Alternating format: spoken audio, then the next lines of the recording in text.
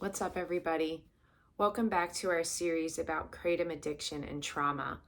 In last week's video, we got into what resentment is, different ways that we can deal with it, and also what forgiveness is, what forgiveness isn't, and different ways of looking at that, and also different ways of dealing with it.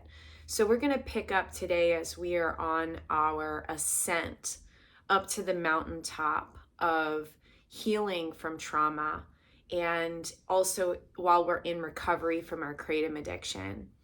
And as I was saying last week, there are going to be different aspects of this process that, like, it's going to be like climbing up a mountain, and there are going to be certain things that are going to be kind of difficult. It's putting in work too to climb a mountain, and when we get to the top of the mountain, which is, what's going to kind of symbolize our healing and the reclamation of our life after trauma and addiction, it's going to be so amazing, but there's still some work that we need to put in as we are on this ascent up the mountain. So I want to pick up with getting a little bit more into different aspects of forgiveness, because I don't think I emphasized this as much as I wanted to last week about what forgiveness isn't. And I kind of said it quickly, but I want to start off with this as we get into the topic of today's video, which is setting boundaries. So I want to emphasize this, that forgiveness does not mean that what has happened to you was or will ever be okay. And it also does not mean that we have to let that person back into our life, and that there is a restoration of trust with that person who has hurt us. This can also be something, we can be hurt and traumatized by, an event that's happened in our life, by it can even be like, a thing that happened, a thing that has kind of gone on. So like, it doesn't always take shape as just, a person has hurt us and it's a relationship that's affected, and there's specifically a person who is the source of this trauma. So it can be a little bit more complicated in that sense, but a lot of times there is another person involved. And so that's kind of how we're going to focus this today. So what does that mean, that like what they did will never be okay? And what does that mean that there isn't, the person let back into our life to have a relationship with them? And that also does not mean the restoration of trust.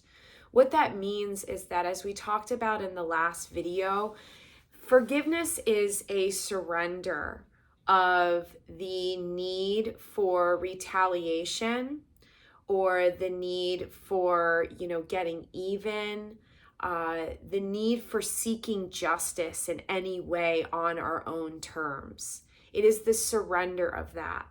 And if you are of one that has, a faith base in your life, it's the surrendering of that to God. And if you're not, that's cool too. And it's still ultimately the surrender of that need for retribution towards that other person. What this does for us is this frees us from that burden of the resentment and the unforgiveness. Because when there is that surrender and that letting go, then we have given up the need to try to seek any sort of justice on our own terms. And this is extremely important when it comes to resentment and forgiveness. So I wanted to just clarify that. When it comes down to there being the restoration of a relationship and the reconciliation between you and that person who has hurt you, and then also subsequently the restoration of the trust that was broken, this is something that is outside of the boundary of forgiveness and outside of that surrender of the need for justice. This is something that there needs to be actual work that's put in on the other person's terms. And there needs to be an effort that's put in. This is something that is not freely given, and it should not be freely given. Because oftentimes what happens, and I'm sure a lot of you have experienced this, that when a person has hurt us, oftentimes it will be many times that that person has hurt us. And for a lot of us, we will allow that person back into our life over and over again, time and time again. And we open the doors to this person into our life. And oftentimes it's a person that we love very dearly that has hurt us very, very much. So this creates, a difficult situation to be in. The work needs to be put in on this other person's part to show that there has been change that has been made on their end. Because when we keep letting a person back into our life that will hurt us over and over again, it's never going to end up well. There needs to be, and that's how we're going to get into the topic of this video. There needs to be boundaries in our life. And so segueing now into the topic of today's videos, which is, boundaries and why they're important, is like, we're going to start with this. What is a boundary? What is the definition, the actual definition of a boundary? It is a line that marks the limits of an area or a dividing line. So that implies that there is, a line that is set up between two areas. And we can look at this on a personal level too, like, personal boundaries. That when we have come from trauma, abuse, neglect, a lot of times we don't understand what boundaries are because we've been raised in a way where our physical, our mental, our emotional boundaries have constantly been blurred in either unhealthy family units or with our abuser. It can oftentimes be parents, it can be spouses. So a lot of times we don't know how to define clear boundaries. And sometimes this ends up playing out into that we become people pleasers because we think that, if we always, agree to either do things, or we never say no, or, we never have any limits set of our own personal boundaries with our time, our space, our energy, our physical bodies. We think that, that's a good thing because we've been raised in that and we don't know any different. So setting boundaries is an extremely important part of healing from both trauma and addiction when we are in recovery from both of those things. And why this is because we need to start to define what our own personal boundaries are. When we are in addiction recovery, either with kratom or anything else, our time and our energy is extremely precious because we are focusing a lot of that onto our recovery from the addiction. And so it's extremely crucial. And so let's get into this. Let's get into just different aspects of this and let's break it down on a further level. So when it comes down to boundaries and how to establish them, we first and foremost need to know who we are and know what our personal values are. So what's this all about? What the deal is with this is that when we know who we are and we know what we stand for, then that will give us the ability to be able to define these boundaries that we need to keep to not only protect ourselves and protect our time and protect our, physical possessions, our home, our physical bodies, everything, our emotions, our energy. I might have just said that, but it's going to help us to define, what should not be stepping into the space of our own, our own lines of boundaries. So like, okay, let's think about this further. For me, and as with all of our videos, I like to share about my personal experience first and share about like the different revelations and things that I've learned from this. And then we get into like breaking it down further. So, okay, for me, I grew up in a dysfunctional family, as you can see from, this whole series that we've been in. I've shared a little bit about where I've come from, what my family dynamic is like. And so I come from that dysfunction. I come from physical abuse, mental abuse, emotional abuse, and neglect, a lot of enmeshment by an addict parent. And so an enmeshment means where there isn't a defining line between the parent and the child. And the parent will often look at the child as an extension of themselves. And so what thus in turn brings is that there is a blurring of the emotional boundaries between parent and child. So there's a lot of emotional dumping that goes on from the parent to the child.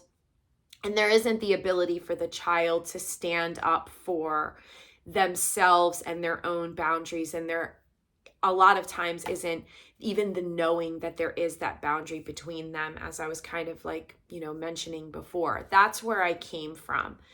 And so I left home when I was 16, as you've heard in my story, the first video on this series.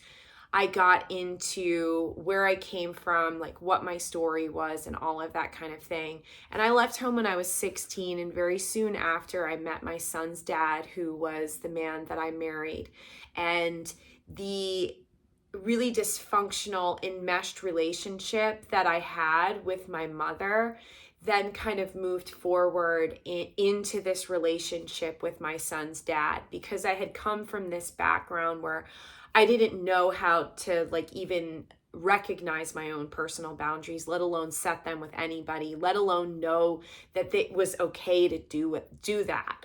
So when I met my son's dad, he was also an addict. He was also abusive. And so it was literally kind of just like the stuff from the unhealthy relationship with my mother in my childhood just continued on with my son's dad.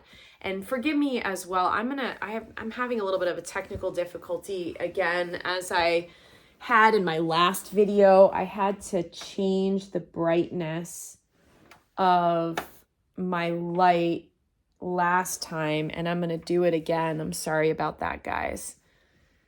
There we go. Yeah, because I don't know why it went back up. There we go. Yeah, I get migraines, and when there is like too much like really bright light in like straight in my eyes for a long time, I kind of can get the migraine. So I'm sorry if I had to change my light level.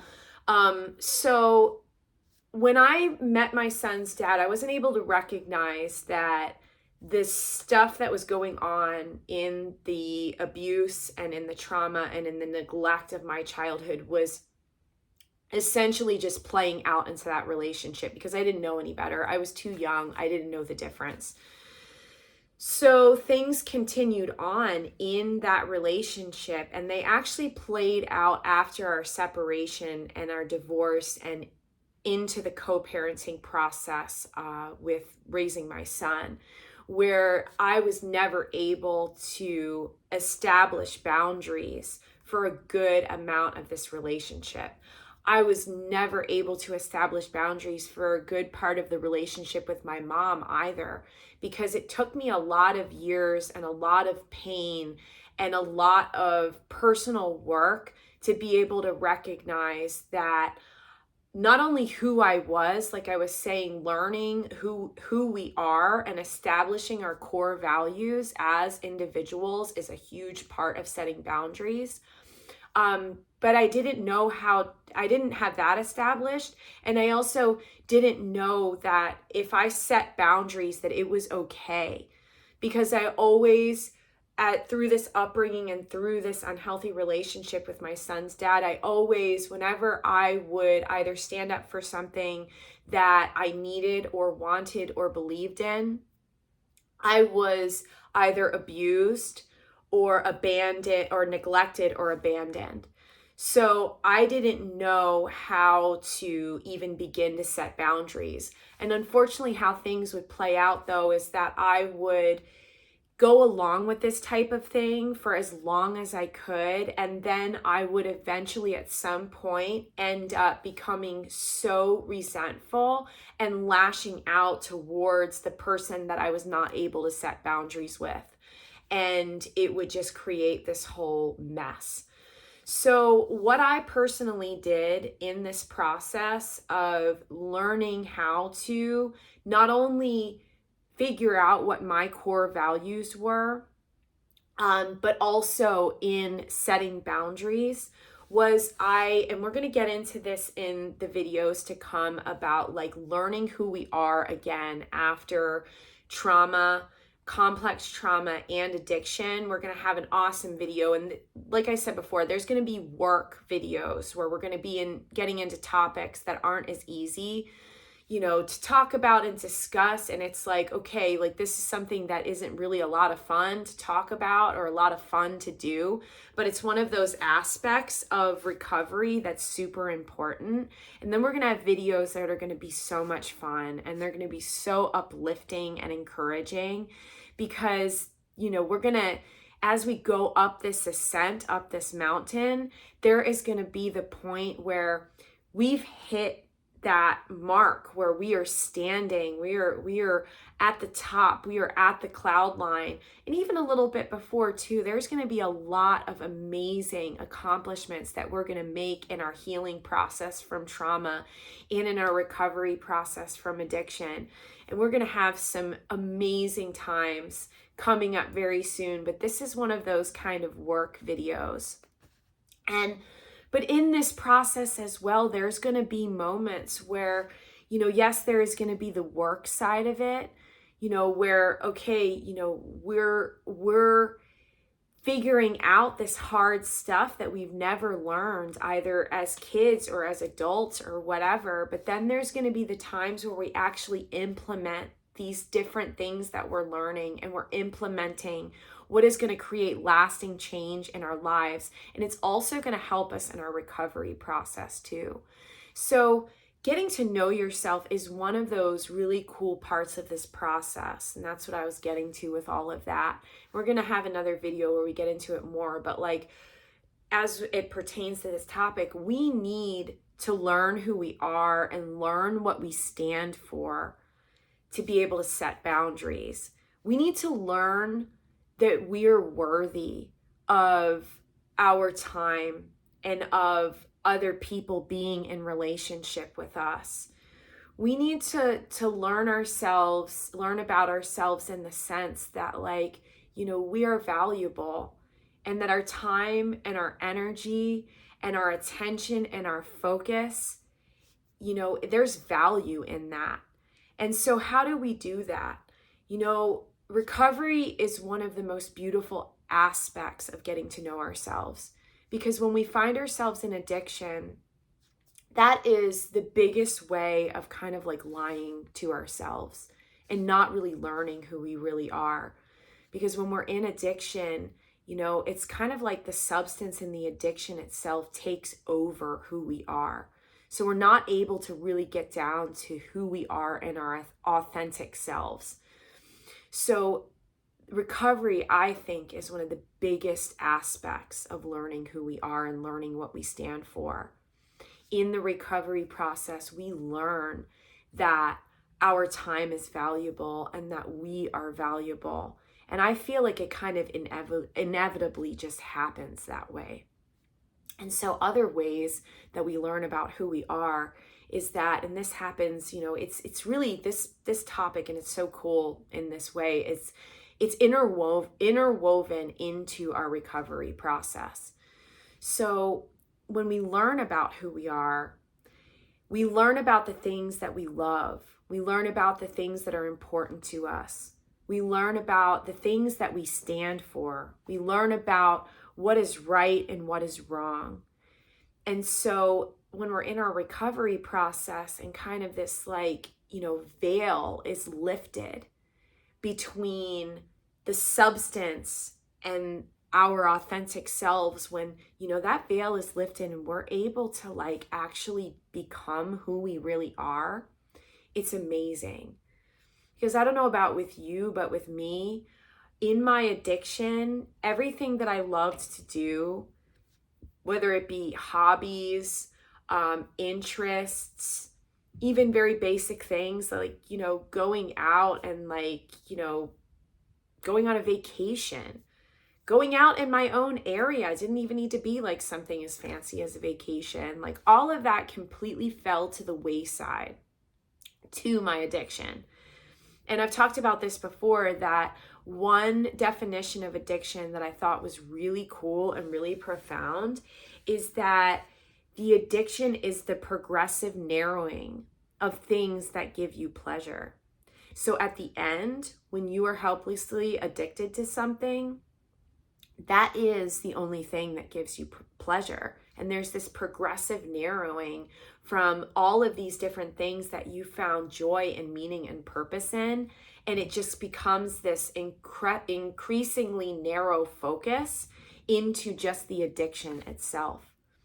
So when we are in recovery and we are getting to know who we really are, and our focus begins to broaden, and we begin to, as we get into our recovery process, because a lot of times this doesn't happen when we're in even the post-acute withdrawal stuff. So it can even take a year or so to get into this place of where you start to find interest in things again. You start to find, purpose and meaning and value in things again that you used to enjoy.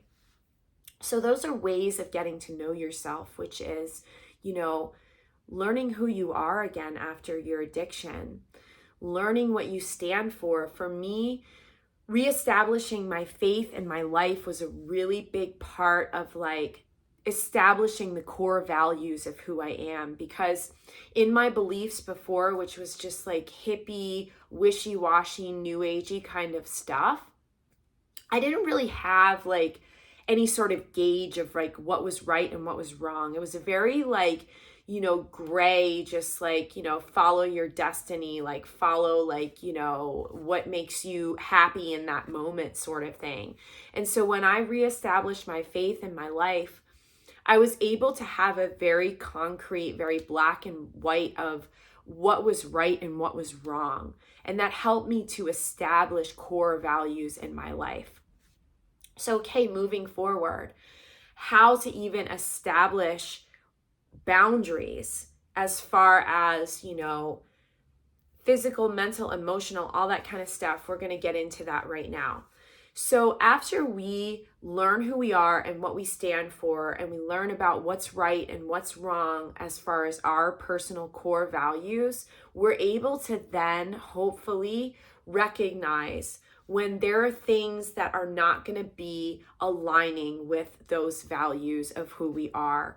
We have hopefully during this process established that we have value and we have purpose, and we are people that deserve respect and that deserve to be treated in a certain manner.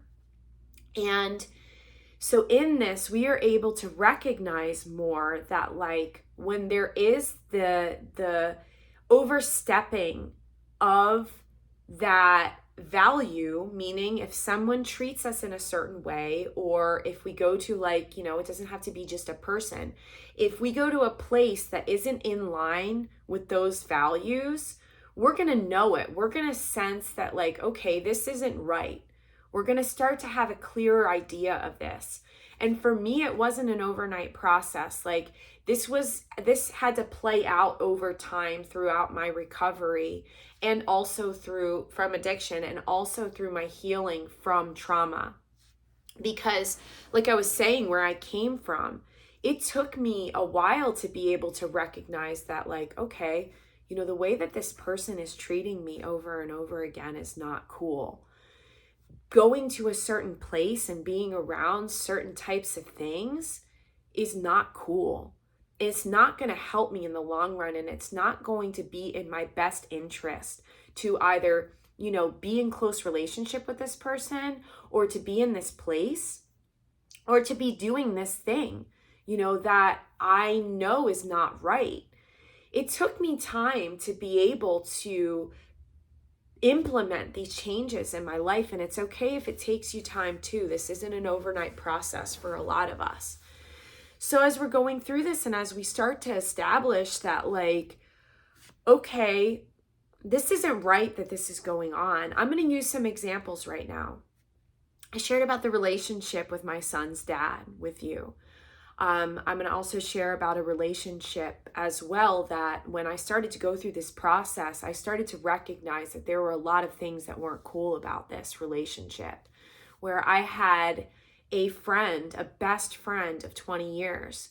She was the person when I left home, her and I traveled together. We lived together for a while too. And it was also, as with the relationship with my son's dad, it was similar with this relationship with this, best friend that I had with this girl for years, for 20 years was how long I considered this person my best friend. But I was not able to see, as with the situation with my son's dad, I was not able to see that in this relationship, this person, this girl was also an addict. This girl was also abusive towards me, both mentally and verbally. And I was not able to see clearly until I started to do this work within myself, both with healing from trauma and with addiction recovery, that the way that this person treated me was not cool. And so I'm going to use those examples. I had to as well, we'll add another example in, that I had to realize as well that my mother, who was my main abuser in my childhood trauma, I had to realize that there were things about how our relationship played out. There were things about how that played out that were not cool, because I went into a coping mechanism with all of these relationships, actually, and this is very common for when you're healing from trauma and complex trauma, that you kind of have to go into like a fantasy world in your own mind. And you kind of have to look at your abuser and the people who are hurting you as that it's better than what it actually is. And that's a coping mechanism, because a lot of times the people who hurt us are the people who are closest to us. And when we fully accept that those people are doing this to us, it can oftentimes be so painful that it creates its own trauma in itself. And a lot of times we don't have the ability to navigate either, setting boundaries in these relationships, or, a lot of times we're still married to the person, or we're still in a very enmeshed family dynamic with these people, and we're not able to realistically separate ourselves from these unhealthy, abusive relationships. And so we adapt these different ways of coping with it. And that's one of them, is that we create a fantasy world in our own minds that the way that these people are treating us is okay. And then that further feeds into this delusion that what you're going through is, you don't know any different from it, because that's either how you've been raised or you've been married to that person for so long. So it's a way of coping, basically.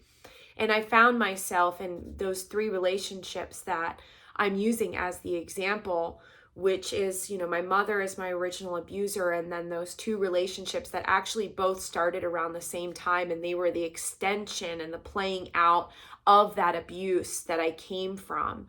So I found myself at this crossroads where I was in this part of my recovery, and I had to basically look at these relationships for what they were, and it was very painful. And I've talked about how different aspects of healing from trauma is very painful. And this was one of them, was I had to look at what had been done to me clearly. And I had to look at the people who had done it to me clearly. And then, like we talked about in the last video, I had to deal with then the resentment of those situations and in those relationships. And then I also had to learn how to forgive those people. And so this was really tough.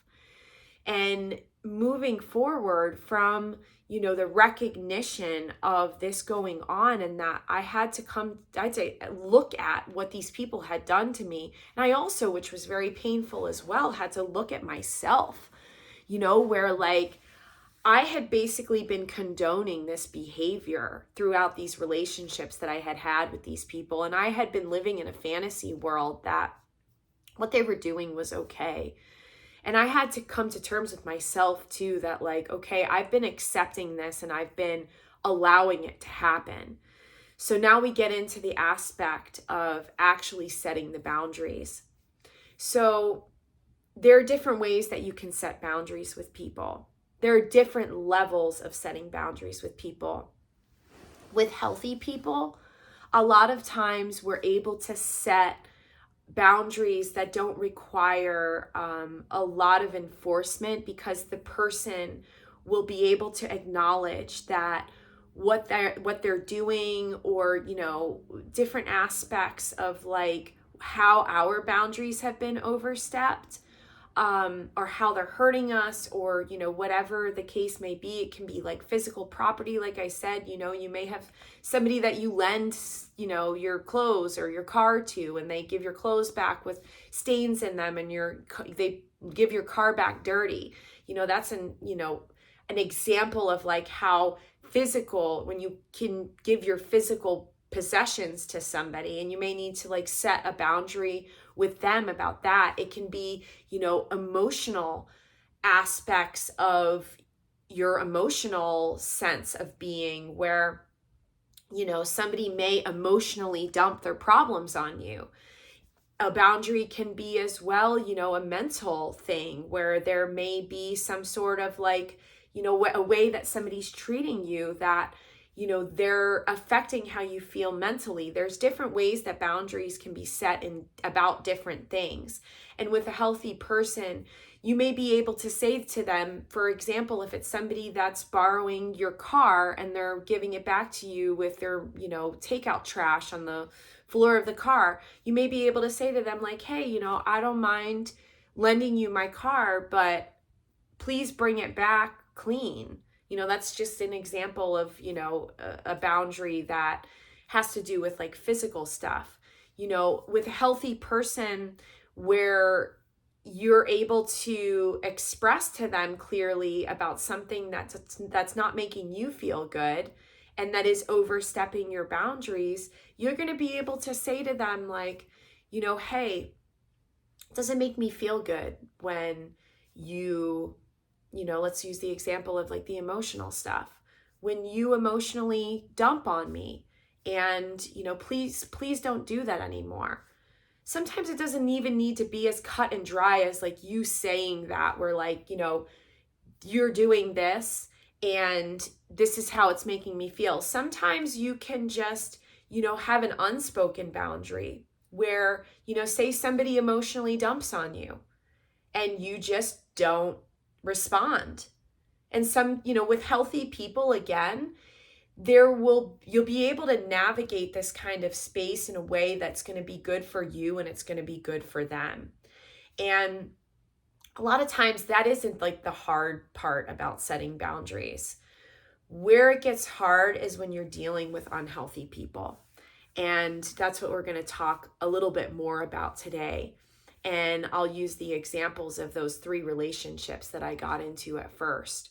So the relationship with, let's start with my best friend of 20 years and my son's father. There came a point where I had recognized that the way that they were treating me was not okay and that it was abusive.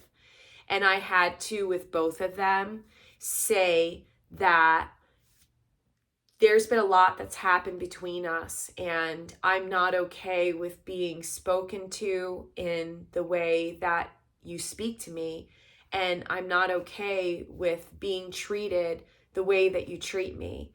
And there's nothing that justifies this. There's, with the co-parenting thing, there were either demands or requests. They were not really often requests. They were mostly demands that my son's dad would have of me. And when I wouldn't meet those demands, he would see it fit to basically verbally abuse me, degrade my husband, degrade my life. And so I had to say to him that there is nothing that ever warrants this type of response from you. With both of these relationships too, and this is something that's really important when it comes down to setting boundaries, it doesn't need to be like a hard cut. Like you can try at first, and I tried with both of these relationships, with actually all three of these relationships. I tried in different ways to communicate that the things that were happening, the things that were being said, the way that I was being treated was not okay. And I started to slowly but surely kind of take back, how do I articulate it? I'll just explain what I did with both this friend and my husband. I first started by not speaking on the phone with them anymore, because more so with my son's dad. With my best friend, it was a little different than that, but we'll just use the example of my son's dad, that he was extremely verbally abusive and volatile and would lash out. He was also an addict, so that kind of played into things too. But I first, after an extremely vicious verbal attack and lashing out, I said to him, I'm no longer going to speak to you on the phone anymore. Anything that we need to communicate, you are welcome to text me. And so we did texting for a while, and then he would continue to do the verbal abuse through the texts. And so then I went to email only. And then as it continued through email, I then had to say that if anything did not have to do with the very basic communication about my son and his needs, then it would be disregarded and it would not be entertained, and the email would be thrown away and I would not respond to it. So we basically, throughout my son's co-parenting, got down to just emailing. And you best believe that on the day of my son's 18th birthday, which I was only doing the email with his son's dad, on the day of my son's 18th birthday, I finally blocked my son's dad's email address. And so what happened, and he, this was after, again, the complete lashing out. It wasn't unwarranted. So that was an example of trying to set the boundaries with him. And sometimes you're going to have situations where, with co-parenting or with certain aspects of family relationships, you're not going to be able to do a complete no contact situation. So, and with, my friend as well as the example, I used different opportunities where there was the treatment and the speaking to in certain ways as, a way to show that okay, this is not going to be all right. And then it finally came down to, and I realized for my own peace, and this is something that I encourage for you to do as well, where with her, there wasn't, with my son's dad, there wasn't this whole outburst, and there was a very cut and dry no contact. There was, for me, as I went through my recovery process, and I realized that this was not healthy for me to be in this relationship with this person. And I recognized and learned how to accept that, I was valuable and that, I deserved to be treated okay. And this friend of mine, she again was an addict, as with my son's dad, as with my mom. She wasn't able to love herself, unfortunately. Probably same thing with those two other people too. But I had to recognize that this relationship was not healthy for me. And going into this mental space where I would go in this relationship with my friend, and whenever we would communicate, I would be left with this feeling of, you know, being drained and being resentful. I was resentful towards her for the way that I was being treated. And I knew I wasn't going to be able to process that resentment or forgive her for it if I was staying in the continuation of this unhealthy relationship that we had been in. So when I was in my recovery, about the first few months of my recovery, I wrote her a letter and I let her know how much I loved her. And I let her know that I would always love her, which was true. But I let her know that I needed to step back and I needed to focus on my healing and my recovery, and that I would reach out to her when I was ready. And it's been 3 years and I still don't know if it's time to be ready for me. And I don't know if it's ever going to be time, because the longer that I go in recovery, the longer that I see how unhealthy that relationship was. And so finally, to get into the last example of setting boundaries that I went through was with my mom. And I had to come to terms with a lot of aspects of the dysfunction and the unhealthiness of my relationship with her. And I had to come to terms with the fact that I was never going to be able to heal from what had happened to me with the abuse and the trauma and the neglect that I had been through with her. I was never going to be able to heal while I was still in a relationship with her. And the unfortunate thing, and we talked about it in our last video for a moment, I just mentioned it, is that it's a really big bummer when you forgive somebody and then they continue to do things over and over again. And with all these situations and these relationships that I'm using as examples, that was going on. But with my mom, it was the most, where I would get to a certain place where there would be like a certain level of understanding and, you know, trying to move through the resentment and the forgiveness process with her. And then there would just be something else that she did. And this is something that I want to touch on as well, is that we have to look at the people that we are in relationships with, and we have to look at them clearly, and we have to look at who they are as people and what they're capable of. And for a lot of us, we are in unhealthy relationships with unhealthy people, and everybody has the ability to change. Everybody has the ability to grow. But for some people, if they are still in active addiction, or for some people who are not able to understand who they are and how they treat other people, it becomes our responsibility to see this in the other people. And we have to search our souls after we look at somebody clearly, and we have to ask ourselves if this person is a safe and healthy person to be in close relationship with. For some of us, we don't have the option, and we're either married with a family, or, you know, it's a parent that is, you know, older and we're a caretaker. There can be dynamics where we're not able to fully disconnect, or we're not able to fully go no contact with. And with those situations, you know, it can be a lot more difficult, but there are still different ways that we can protect ourselves. But that's something that we have to do, is we have to look at people very clearly. And we have to look at who we are and where we've come from when we've come from trauma. And we have to look at, is this a pattern that's playing out in our lives? Is this the trauma echoing or rippling out through my life? And we have to be able to look at that clearly. And when we look at that person clearly and we look at their capabilities, you know, are they an addict? Are they capable of changing? That's when we have to decide, okay, like I said a moment ago, you know, forgiveness does not mean that we're letting these people back into our lives and we're letting them in, you know, opening our front door and letting whoever walk into our home. It does not mean that the trust between us and that person is restored. Forgiveness does not mean that, and it is completely separate from those things. Those things, the, you know, restoration of the relationship and the restoration of trust, that comes when that person has earned it. When that person has put in the work to either change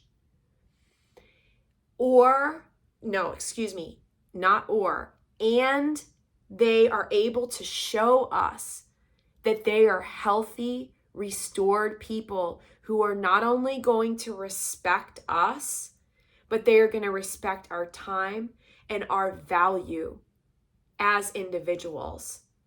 Because like we said, we need to establish that within ourselves. We need to establish our personal value, that we are valuable and that our time is valuable and our love is valuable, and that being in a relationship with us has value, and that needs to be earned. How a person can earn this is by making it right with us.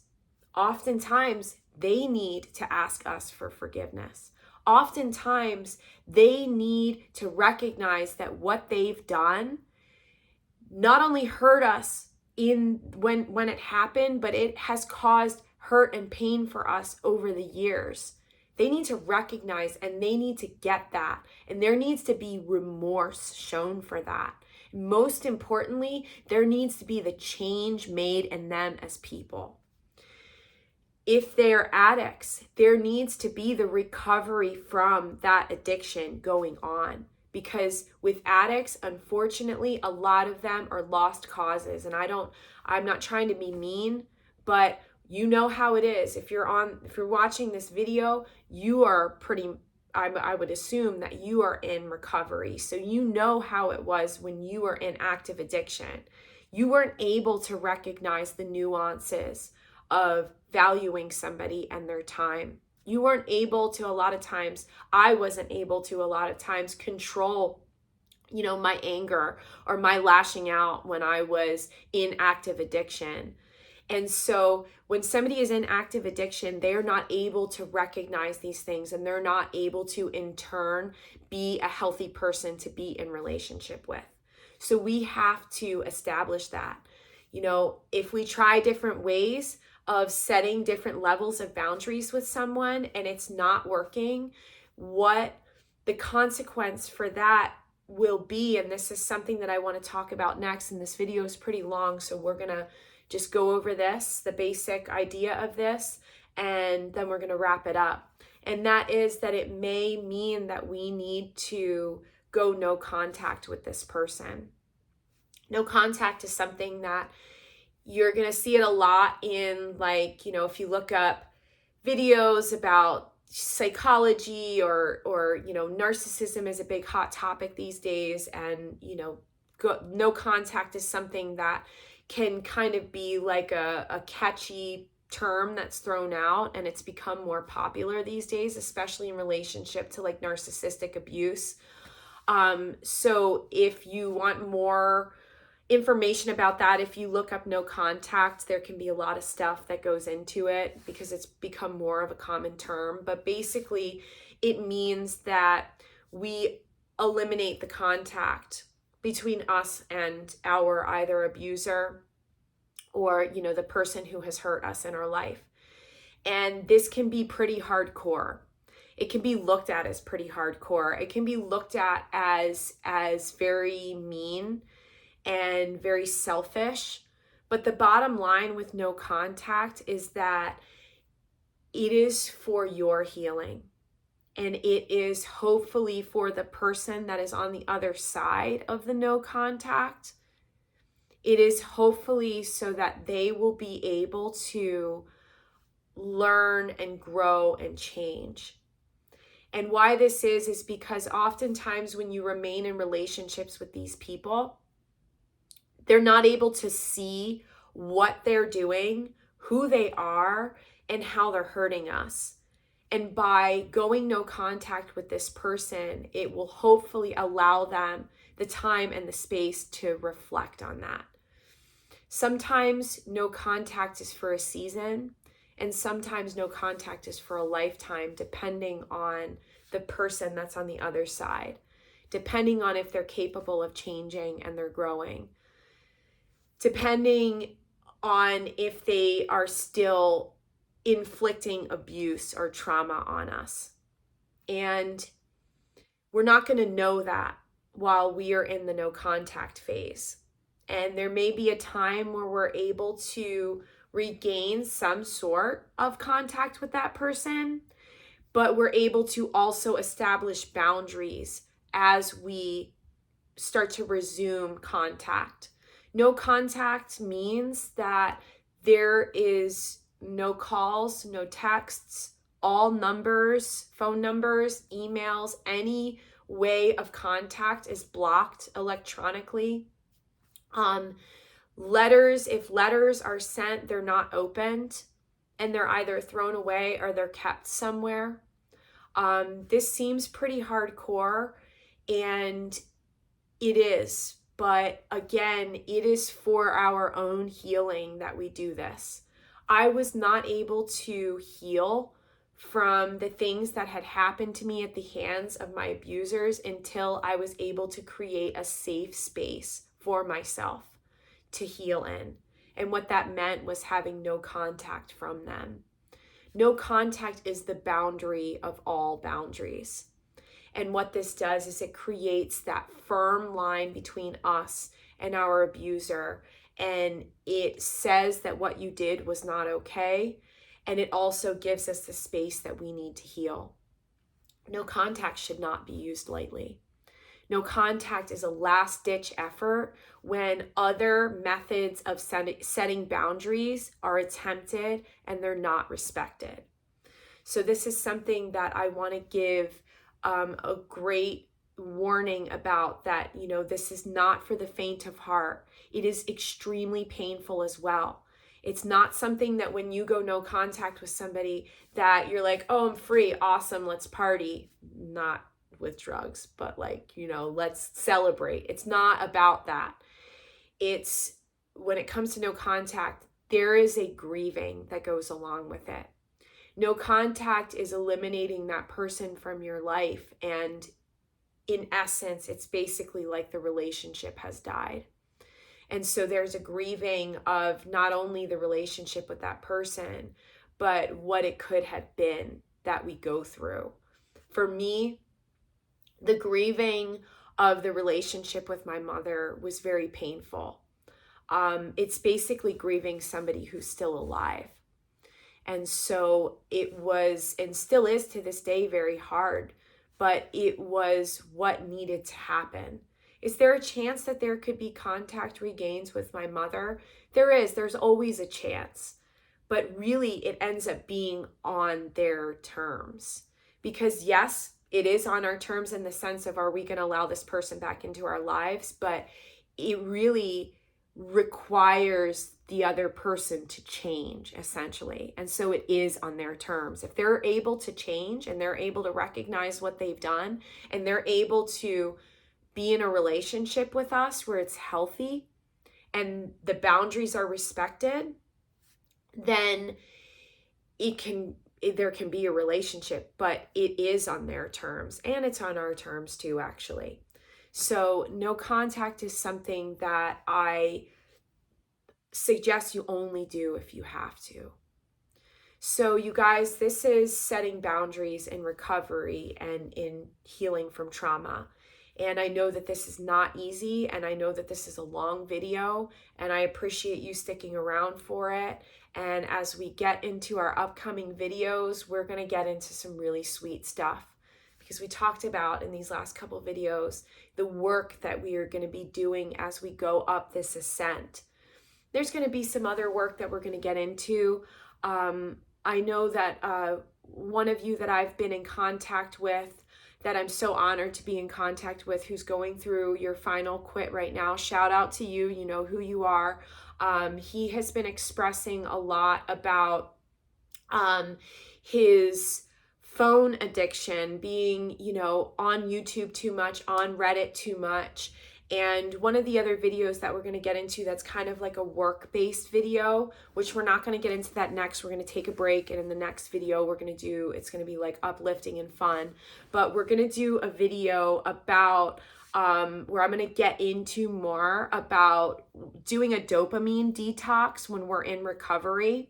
So after we get out of our initial quit, And we need to get through at least, a little chunk of the pause, the post-acute withdrawal stuff. But then we can start getting into doing a dopamine detox. And what that means is we basically eliminate sources of that provide like a dopamine response in our brain. And it's not fun. It's going to be a work video. But what this does is it helps us to rewire our brains when we are in addiction recovery and trauma recovery.